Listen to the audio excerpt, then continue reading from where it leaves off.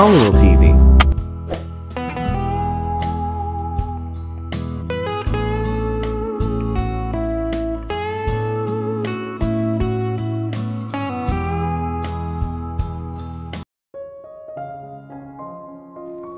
Pasok ka muna para makapagkape ka, sabi niya. Nang makita niyang mukhang tatanggi ito, ay dinagdagan pa niyang sinabi. Hindi pwedeng hindi, giit niya. Nag-alala siya rito.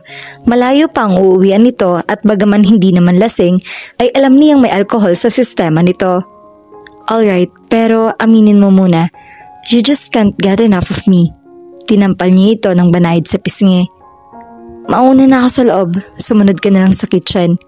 Umibis na siya at hinayaan nitong ayusin ang pagkakapark sa sasakyan nito. Sa kusina siya dumiretso. Tulog na mga kawaksi kaya siya na lamang ang nagtimpla ng kape. Nilagyan niya ng tubig ang coffee pot at isinalang iyon sa percolator. Pagkatapos ay inabot niya ang coffee canister. Inalog niya iyon at natuklasan niyang wala na palang laman iyon. Hindi siya nababahala dahil alam niyang perming may reserbang supplies. Pinagbubuksan niya ang mga cupboards hanggang sa makita niya ang hinahanap.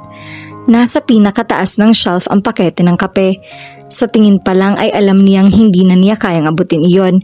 Pero tinatamad siyang kumuha pa ng matutungtungan. Sinubukan muna niyang tumingkayad. Naabot naman ng dulo ng kanyang daliri ang pakete pero hindi sapat para mahawakan niya iyon. Here, let me, Andre said from behind her. Hindi niya napansing naroroon na pala ito. Tutugon pa lamang sana siya nang maramdaman niyang lumapat sa kanyang likod ang dibdib nito. Hindi siya makakilos dahil naipit siya sa pagitan nito at ng marble counter. What do you need? Tanong nito malapit sa kanyang tenga.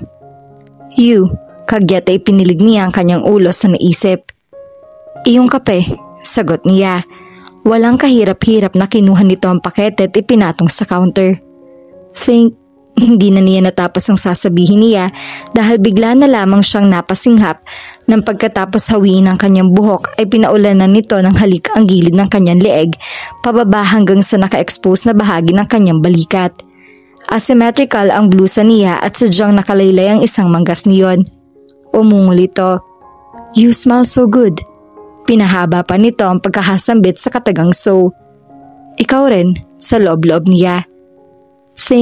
Muli ay naudlot ng sasabihin niya nang maramdaman niyang pinupuntirya na naman ng mga labi nito ang kanyang leeg.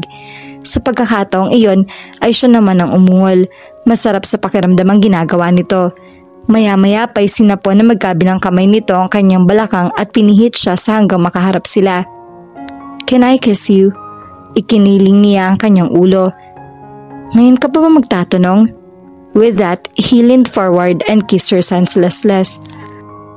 Nakangiti si Fial nang magising siya kinaumagahan. Hindi pa ganap nagising ang kanyang diwa, subalit nahihiwatigan niyang may nangyaring maganda sa kanya nang nagdaang gabi. Nakapikit pa rin, humikab siya at saka nag-inat ng bahagya. Nang maramdaman niyang may bagay na nakapatong sa kanyang tiyan, ay saka pa lamang dagsang nanumbalik sa kanyang isip ang nangyari nang nagdaang gabi.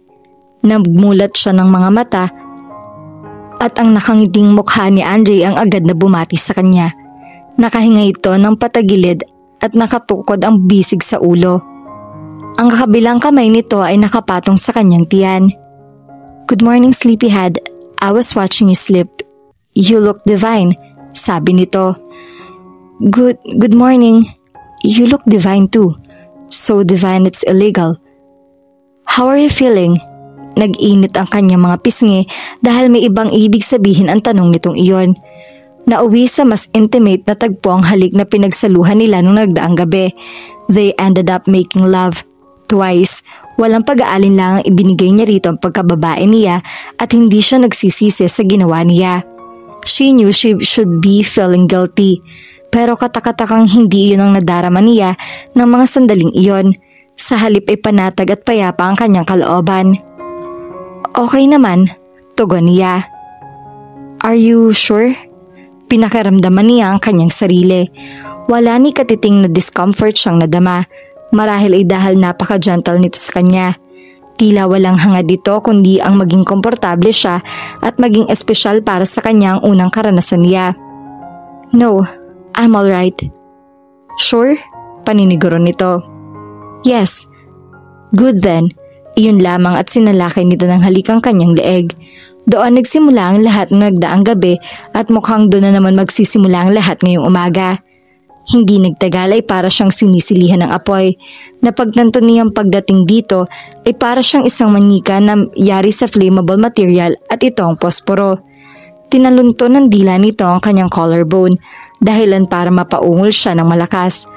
Ungol na biglang bumara sa kanyang lalamunan nang makita niyang bumukas ang pinto ng kanyang kwarto. Fiel, kanino yung kotse nakapark sa... Kuya, she shrieked. Natigilan naman si Andre at lumipad sa pinto ang mga mata nito.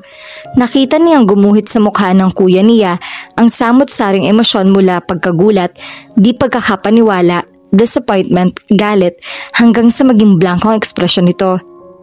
Magbihis kayong dalawa, mag-usap tayo sa ibaba. Utos nito nang ganap na makabawi sa kabiglaanan. Nagkatinginan sila ni Andre. Nagtungo si Fiel sa veranda para magpahangin. Hindi niya alam na naroroon din palang kuya niya. Hi kuya, bati niya rito. Napahiya lamang siya dahil hindi siya pinansin nito. Ni pagtango bilang tanda na narinig siya nito ay hindi ginawa nito. Blanco ang mukha na tiniklop nito ang binabasang pahayagan at pagkatapos ay iniwan na siya roon. Bumubuntong hiningang umupo siya sa deck chair. Isang linggo nang ganon ang pakikitungo nito sa kanya. Hindi siya pinapansin at kinakausap nito. Mula nang maabutan nito sila ni Andre sa kama ay kibuin dili siya nito. Alam niyang disappointed dito sa kanya. May dahilan naman para makadama ito ng ganoon. Sinira niya ang malasantang impresyon nito sa kanya.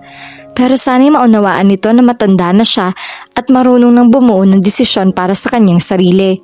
At sana rin ay maunawaan nitong tao lamang siya at hindi santa. Darating din marahil ito sa puntong iyon. Kapag tuluyan ang nakabawi ito sa natuklasan ay manunumbalik din ang dating samahan nila. Iyon ang inaasahan niya. Nahihirapan na kasi siyang malamig na pakikitungo nito sa kanya. Hindi siya sanay na ganun nito. Kung tutuusin, maayos ng lahat. Nakuha na nito ang gusto mangyari nito at iyon ay makasal sila ni Andre. Nang mag-usap silang tatlo ng umagang iyon ay iginiit nitong pananagutan ni Andre ang nangyari sa kanila. Agad namang nangako ang binata sa gagawin na iyon. Napabuntong hininga naman siya. Magpapakasal na sila ni Andre. Magiging Mrs. Dueñas na siya. She should be happy and she was. Yet somehow, hindi lubos na kaligayahan niya ang napipintong pag-iisang dibdib nila. Natural, gusto niyang maging mayabay dito. Kung noong una ay nag-aalangan pa siya sa nararamdaman niya para dito, ngayon ay hindi na. Nakakasiguro siyang mahal na niya ito. She wanted nothing more than but to be with him in sickness, in health, for richer or for poorer, and all the rest of the stuff wrapped up in the little package called wedding vow. Ngunit sana'y naiba ang mga sirkumstansya ng pagpapakasal nila. Hindi ganoong napipilitan lamang ito. Mas magiging maligaya siya kung alam niyang bukol sa loob nito ang gagawin. Ni hindi nga niya tiyak kung mahal siya nito. He liked her, that much she was sure of. But did he love her? Simple lamang itutugon nito sa kanya ng kuya niya ng umangang iyon. Rest assured, papakasalan mo si Fiel. Sana man lamang ay dinugtungan niya ito ng dahil mahal ko siya o kaya dahil gusto ko siyang makapiling habang buhay o kung hindi naman ay dahil hindi ko kayang mabuhay nang wala siya. Kung sinabi siguro nito ang alinman sa mga iyon ay siya na ang pinakamaligayang babae sa balat ng lupa ngayon. Ngunit hindi nito ginawa iyon kaya nababahala siya. Tama bang hayaan niyang matuloy ang kanilang kasal gayong alam niyang naobliga lamang ito? Ang isiping iyon ay bumabagabag sa kanya ng mga nagdaang araw. Hindi rin nakakatulong na wala si Andre. Gusto sana niyang magkausap sila ng masinsinan. Huli silang nagkaharap 4 na araw na nung nakakaraan. Sinadya siya nito sa opisina para magpaalam. Nasunog umano ang isang sangay ng tindahan nito sa Cebu at kailangan nito magtungo sa lugar. Tumatawag naman ito sa kanya pero sa tingin niya ay masyadong maselan ang paksang nais niyang talakayin para pag-usapan nila iyon sa telepono. Kailangan magkaharap sila. Isa pa, gusto niyang makita reaksyon nito. May kalahating oras din siya na natili sa veranda bago siya bumalik sa loob ng bahay. Dapat sana'y pupunta siya sa opisina ng araw na iyon para kunin ang mga gamit niya, pero masama ang pakiramdam ng driver niya kaya hindi siya tumuloy. Pinatigil na siya ng kuya niya sa trabaho nang sa gayon ay may oras siya para asikasuhin ang kasal nila ni Andre. Sa kawalan ng magawa ay naisip niyang saglitin si Steph sa kwarto nito para kumustahin. Pinayuhan nito ng doktor nito na mag-complete bed rest. She was pregnant, an unexpected albeit good news. Iyon ang dahilan kung bakit biglang napauwi ito at ang kuya niya galing Tokyo. Nang nasa itaas na siya ng hagdan ay naulinigan niyang nagsasalita ito mula sa bahagyang nakabukas na pinto ng master bedroom. Sa pag-aakalang ang kuya niya ang kausap nito ay nag-iba siya ng direksyong tinatahak. Maya-maya na lamang niya kakumustahin ito. Baka makaapekto pa sa dinadala nito ang tensyon na namamagitan sa kanila ng kuya niya. Subalit nakakailang hakbang pa lamang siya palayo nang marinig niya nagsalita ang lalaking kausap nito. It wasn't her brother after all. San tayo, bossing? Tanong ng company driver na sumundo kay Andre sa airport. Isang destinasyon lamang naisip niya. Ibinigay niya rito ang address ni Fiel. 4 na araw niyang hindi nakikita ito. It was the longest he had not seen her ever since they met. Miss na miss niya na ito. Hindi siya makapaniwala sa tindi ng pangungulila niya rito. Palaging iniisip niya habang nasa Cebu siya na sana'y makatagpo siya ng street magician. He heard somewhere they were capable of speeding up time. Sa ganoong paraan ay mapapabilis ang pagbalik niya sa Maynila at kay Fiel. But there were no street magicians for him, so he had no choice but to wait it out. And now here he was, on his way to meet her. Hindi nito alam na ng araw na iyon ay ang dating niya. Nais niyang sorpresahin ito. She would like that. She was like a little kid, so very easy to please, and he loved that about her. Pagdating niya sa bahay ng mga ito ay sinalubong siya ng isang kawaksi. Tila inaabangan talaga nito ang pagdating niya dahil nang mapagbuksan siya ng pinto ay agad na nagliwanag ang mukha nito. Sir, gusto po kayong makausap ni Ma'am Steph, wika nito. Okay, nasan siya? He guessed he could wait a little bit more. Sa kwarto po. Samahan ko po kayo. Pagkasabi niyon ay nagpatiuna na ito sa pag-akyat sa hagdan. Sa master bedroom siya dinala nito. Naroon nga si Steph at nasa kama nito. Sa tabi nito ay nagkalat ang samot-saring babasahin. Nabalitaan na niya nangyari dito. Naikwento na iyon sa kanya ni Fiel nang minsang makausap nila ito sa telepono. Masaya siya para kay Steph. Alam niyang bagaman hindi inaasahan ay welcome news para dito ang baby nito. Ikaw talagang lalaki ka. Iyon agad ay binugan nito nang makita siya. Pagkatapos ay binalingan nito ang kawaksi na naghatid sa kanya roon. Salamat, Beng. Iwan mo na kami. Bakit? Maang na tanong niya. Wala siyang ideya kung bakit nanggagalaiti ito sa kanya. Bakit ka riyan? Ang galing mo rin, oh. Ang sabi ko, ligawan mo lang, tapos gawin mong girlfriend. Oh, naligawan na siya. Umupo siya sa divan sa paanan ng kama nito. Well, what can you say for yourself? I don't understand what you're fussing about. Ginawa ko naman ang pinapagawa mo sa akin. Oo nga, pero labas sa usapan natin ang pakialaman mo siya. It happened. Hindi ko sinasadya. Lalaki lang ako. Alam mo, kung alam ko lang na mapapahamak si Fiel sa'yo, sana iba na lang kinausap ko.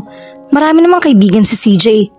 Nagmamarakulyo agad ang kanyang damdamin dahil sa sinabi nito. Hindi niya gusto ang ideya na ibang tao makikipagmabutihan ng loob kay Fiel gaya ng ginawa niya. Nagpatuloy ito. Kung bakit naman kasi ikaw pang napili ko? Ah, I remember. I thought I could trust you, you jerk. Bakit ka ba nagrereklamo? Papakasalan ko naman yung tao ah. That's not the point. Biglang natigilan nito at napako sa pinto ang atensyon.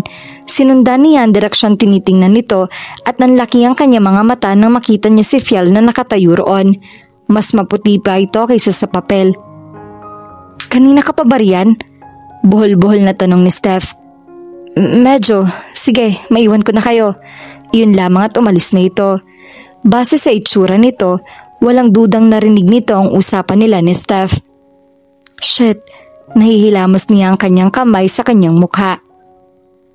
Ang sabihing nagulantang si Fial sa natuklasan niya ay kulang, pero higit sa pagkakabigla, naroroon ng sakit. What Andre did to her was so cruel. Kinuha nito ang tiwala niya, pinaibig siya nito at pinaniwalang may espesyal na pagtingin dito sa kanya. Iyon pala ay pagbabalat kayo lamang ang lahat, pawang ang mga kasinungalingan lamang ang mga pinapakita nito sa kanya. At dito na po nagtatapos ang ating kwento. Sabay-sabay po nating abangan ang susunod na kabanata. Maraming salamat po. God bless and stay safe.